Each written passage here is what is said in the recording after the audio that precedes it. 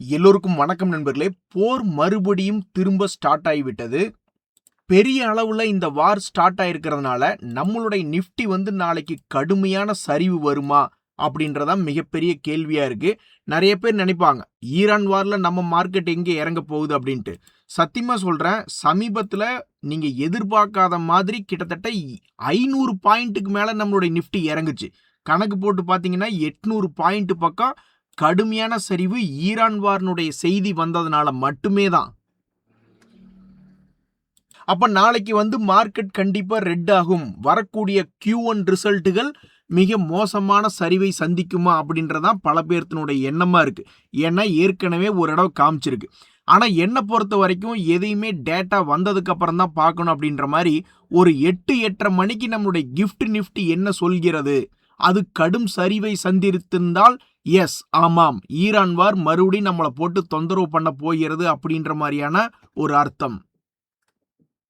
அப்ப ஈரான் போர் பதற்றம் வந்துடுச்சுன்னா மறுபடியும் ஸ்டாக் மார்க்கெட்ல என்ன ஆகும்?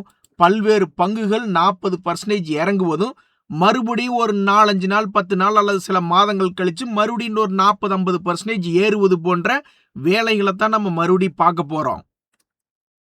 அட பாவிகளா, அப்ப கடைசி வரைக்கும் எங்கனால 1 கோடி சேர்க்கவே முடியாதா?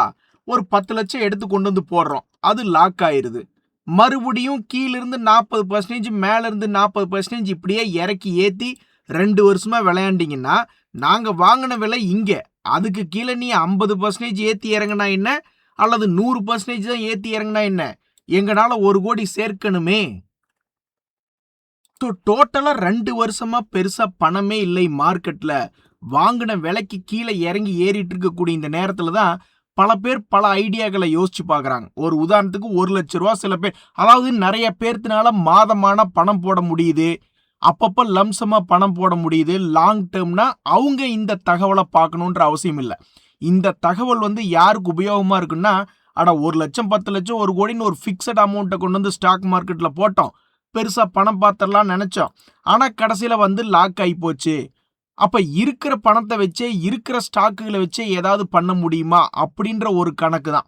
ஒரு உதாரணத்துக்கு 1 லட்ச ரூபா லாக் ஆகி போச்சு, 20% ஹோல்டிங்களை மட்டும் வச்சு ஒரு வாரத்துக்கு ஒரு 5% சம்பாரிச்சா கூட ஒரு வாரத்துக்கு ஆல்மோஸ்ட் 1000 ரூபாய் என்பது ஆச்சு.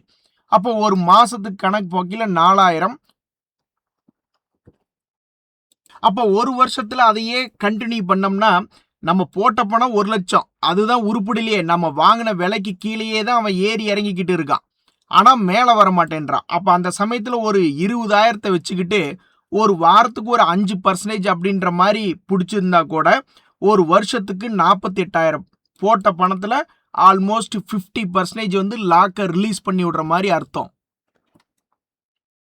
சில பேர் நினைப்பாங்க ஒரு வாரத்துல 5% மூவ்மெண்ட் ஆகுமான்னு. ஆனா வாங்கினா 5% இறங்குமான்னு யோசிச்சா இறங்கிருது. ஸோ அப்ப இந்த நேரத்துல அதனுடைய பிரைஸ் மூவ்மெண்ட் 5%, 1%, இது ஒரு எடுத்துக்காட்டு தான். ஒரு உதாரணத்துக்கு ஒரு பங்கினுடைய விலை இறங்கும் பொழுது அப்படியேவா கீழே இறங்கிடுறான்? சில நேரங்கள்ல கொஞ்சம் மேல் நோக்கி ஏறி அப்புறம் இறங்கி மறுபடியும் மேல் நோக்கி ஏறி இப்படி ஒரு கீழ் நோக்கி செல்லும் பங்குகளாகவே பலதும் இருக்கு. ஸோ நான் என்ன முயற்சி எடுத்திருக்கேன்னா, ஒரு பங்கினுடைய விலை கீழே இறங்கும் பொழுது, லேசாக ஏறும் பொழுது கையில் இருக்கக்கூடிய ஹோல்டிங்ல ஒரு 20% மட்டும் கொடுத்துட்டு, ஒருவேளை அது கீழே இறங்குதுன்னா புக் பண்ணிக்கணும், மேல் நோக்கி ஏறுற மாதிரி இருந்தா மீதி 80% உண்டான வளர்ச்சி வரட்டுமே அப்படின்ற மாதிரி யோசிக்கக்கூடிய வேலை தான் நான் பண்ணிட்டு இருக்கேன். இப்ப என்னால இது இந்த மாதிரி சக்சஸ் பண்ண முடியுமான்னா ரொம்பவுமே சந்தேகம் தான். 5% ஒரு வாரத்துக்கு எப்படி பிடிக்க முடியும்? டெய்லி 1% பிடிக்க முடியுமா? சரி, மொத்தமா ஒரு வாரத்துக்கே சேர்ந்து 1% தான் பிடிக்க முடிகிறது அப்படின்ற மாதிரி கணக்கு வச்சா கூட அது ஒரு வருஷத்துக்கு 9,600.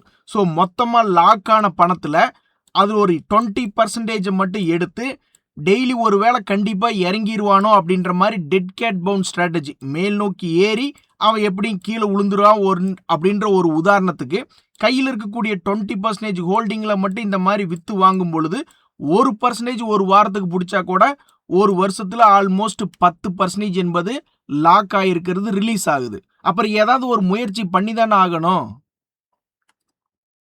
நான் தற்போதைக்கு வேற வழி இல்லாம இது போன்ற வேலைகளை தான் செஞ்சுக்கிட்டு இருக்கேன். ஏன்னா போட்ட பணம் என்பது லாக் ஆயிருக்கு. வார் வந்ததுல கடந்த 2 வருஷமாக பெருசா ரிட்டர்ன் என்பது இல்ல. சரி என்னதான் பண்றது அப்படின்னா, கையில் இருக்கக்கூடிய ஹோல்டிங்ல ஒரு 20% மட்டும் இந்த மாதிரி வச்சு பண்ணுனா என்ன ஆகும் அப்படின்ற ஒரு முயற்சி. இந்த முயற்சியினுடைய முடிவு தெரியறதுக்கு எப்படி 1 வருஷம் 2 வருஷம் ஆகும். ஸோ இந்த கருத்து பரிமாற்றத்துல 1 கோடி சேர்க்கணும்னு வந்த ஆசை வந்த பொழுது, நேத்து கூட ஒருத்தர் கமெண்ட் பண்ணியிருந்தார். 1 கோடி சேர்த்தனோடனே 10 கோடி வந்துரும் அப்படின்ற கனவுல 2 வருஷமா மண்ணு விழுந்திருக்கு அப்படின்றத யோசிச்சு பார்த்துக்கிட்டு இருக்கும் பொழுது, இது மாதிரி எல்லாம் கருத்து பரிமாற்றங்கள் என்பது வருது. அப்ப நீங்க 1 கோடி சேர்க்கணும்னு ஆரம்பிச்சிட்டீங்க. கிட்டத்தட்ட ஒரு 10 லட்சம் ரூபா போட்டிருக்கீங்க. 10 லட்சம் இப்ப லாக் ஆயிருக்கு அப்படின்னா, அப்ப நீங்க என்ன பண்ணுவீங்க? காத்திருக்கிறது எல்லாருமே பண்றதான். பட் அதை தவிர்த்து வேற என்ன வேலை பண்ணலாம் அப்படின்னு யோசிச்சிருக்கீங்க அப்படின்னா, அதை கமெண்ட்ல பண்ணுங்க. நான் இதைத்தான் யோசிச்சிருக்கேன். நண்பர்களே, அடுத்து சில முக்கியமான தகவல்கள்ல சமீபத்தில் திடீர்னு கல்யாண் ஜுவல்லரி மேல் நோக்கி ஏறிட்டான். என்ன நியூஸ், எதனால அப்படி திடீர்னு ஜம்ப் அடிச்சுன்னு பாத்தீங்கன்னா, கோல்டுனுடைய விலை சமீபத்தில் கீழே இறங்குச்சு. இதனால சேல்ஸ் மறுபடியும் இன்க்ரீஸ் ஆகுமோ அப்படின்ற ஒரு காரணத்தினால பல்வேறு கோல்டு கம்பெனிகள்லாம் இப்போ கொஞ்சம் மேலே வந்திருக்கான். அந்த வகையில இந்த கல்யாண் ஜுவல்லரியினுடைய பாதையை இந்த சென்கோ கோல்டு செய்யுமா, தொடருமா? இதுதான் கல்யாண் ஜுவல்லரியினுடைய ஷேரினுடைய சமீபத்திய விலை. இவன் என்ன பண்ணியிருக்கான்னா, திடீர்னு 300 ரூபாய் ரேஞ்சில் இருந்து 476 ரூபாயாக மேலே ஏறி வந்திருக்கு.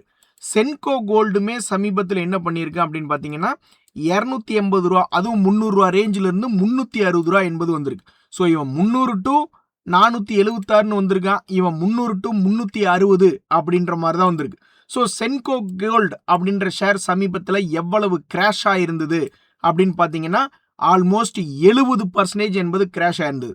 ஸோ அப்போ இந்த கோல்டு ரிலேட்டடான நியூஸ் என்பது தற்போது இருக்கு. ஏன்னா வார் மறுபடியும் ரீஸ்டார்ட் ஆயிட்டதுனால என்னென்ன செக்டர்கள் ஃபோக்கஸில் வருதுன்னா, கோல்டு, க்ரூட் ஆயில், எனர்ஜி, இது மாதிரி ஏகப்பட்ட பங்குகள் வருது.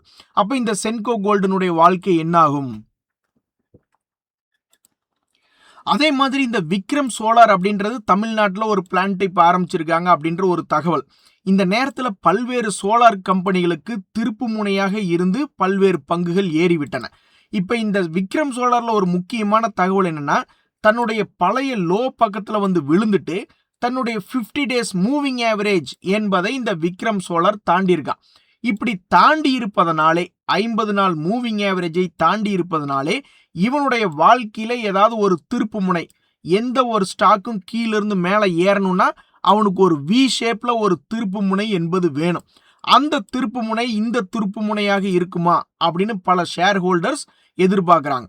ஸோ இந்த பங்கினுடைய அப்படி என்ன இது வந்து லாபமே செய்யாத ஒரு பங்கா? இல்லை, இது ஒரு வளரும் பருவத்தில் இருக்கக்கூடிய ஒரு பங்கு. தான் செய்து கொண்டிருக்கக்கூடிய லாபம் ஒரு காலத்துல 23 கோடி 19 கோடின்னு ரிப்போர்ட் பண்ணிக்கிட்டு இருந்தது. இப்ப 110 கோடின்னு போன குவார்டர்ல ரிசல்ட் கொடுத்திருக்காங்க. ஸோ தற்போது கீழே விழுந்து கிடக்கக்கூடிய இந்த விக்ரம் சோலார் அப்படின்ற பங்கு இவனுடைய வாழ்க்கையில ஒரு திருப்பு முனையாக இருந்து ஏதாவது ஒரு மாற்றம் வருமா? கடன் என்பது கம்மியாக இருக்கக்கூடிய பங்காக உள்ளது. தமிழ்நாட்டில் ஒரு காலடி எடுத்து வச்சிருக்கீங்க. உங்களுடைய பங்கு மேல் நோக்கி வந்தாதான் எங்களுக்கு பெருமை. ஸோ விக்ரம் சோலார் அப்படின்ற பங்கு சீக்கிரம் மேலே வந்துச்சுன்னா பல ஷேர் ஹோல்டர்ஸ்க்கு மகிழ்ச்சி என்பதாக இருக்கும். நண்பர்களே, அதே மாதிரி இந்த டெலிகாம் செக்டர்ல மிகப்பெரிய ஜாம்பவான் பாரதி ஏர்டெல். இதுல மிகப்பெரிய ஒரு ஜாம்பவான் மாதிரி வரக்கூடிய ஒரு செய்தி என்ன அப்படின்னு பார்த்தீங்கன்னா, சமீபத்தில் இந்த ஜியோ பிளாட்ஃபார்ம்ஸ்னுடைய ஐபிஓ வர்றது மிகப்பெரிய ஒரு சம்பவமாக இருக்க போகுது. அப்போ இந்த பாரதி ஏர்டெல்லையும் ஒரு அதுவும் பெரிய ஜாம்பவான் தான். அவனுடைய ஆனுவல் ஜெனரல் மீட்டிங் வரக்கூடிய 3 ஆகஸ்ட் என்பது வருது. தற்போது 200 டேஸ் மூவிங் ஆவரேஜை தாண்டி இருக்கக்கூடிய பாரதி ஏர்டெல்ல தன்னுடைய பழைய ஹையை போய் பிடிச்சாலும் சரி, அல்லது போன வருஷத்தினுடைய லோ பக்கத்தில் போனாலும் சரி, பெரிய மூவ்மெண்ட் என்பது காத்திருக்கிறது. அப்போ இந்த பாரதி ஏர்டெல் எந்த சைடு மூவ் ஆகும் அப்படின்னு தெரிஞ்சுக்கிறதுக்கு ரொம்ப ஆர்வமாக இருக்கு.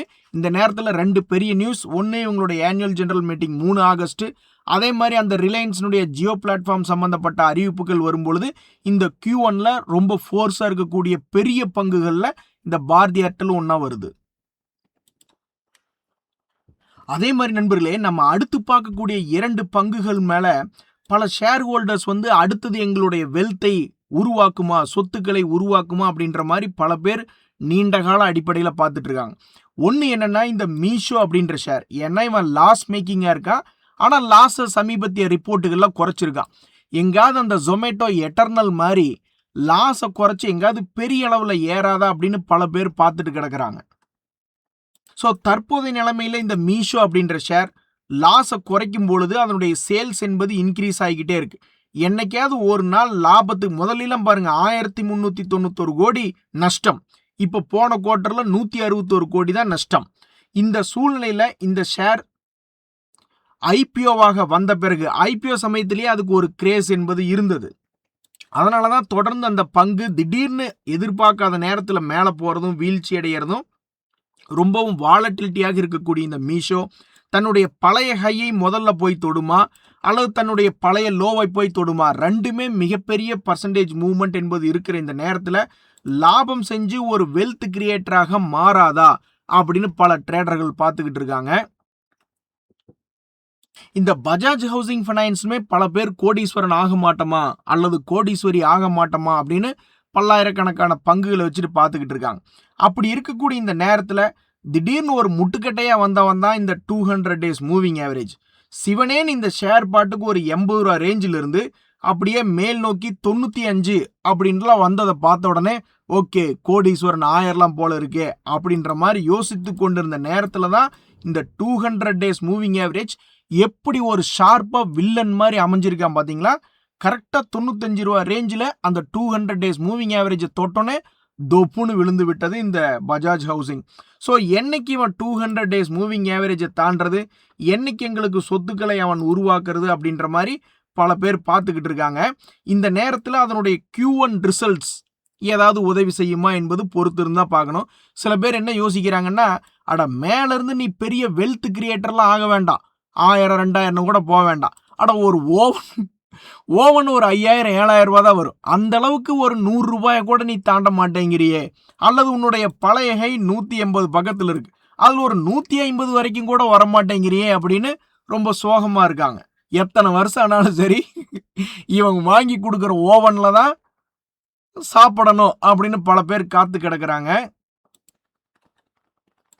நண்பர்களே, கடைசியாக ஒரு தகவல் என்னன்னா, இந்த ஈசாப் ஸ்மால் ஃபினான்ஸ் பேங்க் என்பது எப்பதான் இவனுக்கு ஒரு திருப்பு முனை வரும் அப்படின்னு பார்த்துட்டு இருக்காங்க. அதாவது இந்த பங்கினுடைய விலை 75% என்பது சரிவடைந்து விட்டது. இப்படி 75% 80% என்று சரிவடைந்த பங்குகள் சிலதெல்லாம் திரும்பி மேல் நோக்கி ஏறி இருக்கான். அப்ப இவன் வாழ்க்கையில இது ஒரு திருப்பு முனையாக அமையுமா அப்படின்ற மாதிரி தான் பல பேர் பார்த்துக்கிட்டு இருக்காங்க. அதாவது இந்த ஸ்மால் ஃபினான்ஸ் பேங்குகள் எடுத்து பார்த்தீங்கன்னா பல பேர் உச்சத்தில் தான் இருப்பான். ஒரு உதாரணத்துக்கு Jana small finance bank, Equitas small finance bank போன்றதெல்லாம் எடுத்து பார்க்கும்போது எல்லாருமே சமீபத்தில் உச்சத்தில் தான் ட்ரேட் ஆகிட்டு இருப்பானு. ஏஐ ஸ்மால் ஃபினான்ஸ் பேங்க்லாம் செக்டர் லீடர், அவனையும் இவனையும் கம்பேர் பண்ணுறது பெரிய விஷயம் இல்லை என்றாலும் இந்த செக்டரில் ஏஐ ஸ்மால் ஃபினான்ஸ் பேங்க் அவன் எப்படி உச்சத்தில் தான் இருக்கான். சரி, அதை விட்டுருவோம். இந்த இசாப் ஸ்மால் ஃபினான்ஸ் பேங்க் என்பது பயங்கரமாக நஷ்டம் பண்ணிவிட்டு தற்போது கடந்த 2 குவார்ட்டர்களாக சிறிய லாபம் செய்த ஒரு பங்காக இருக்கு. அப்போ இவன் வாழ்க்கையில் என்னைக்கு ஒரு திருப்பு முனை வரும்? ஒரு வருஷத்தில் பார்த்தா திருப்பு முனை இருக்கிற மாதிரி தான் தெரியும்.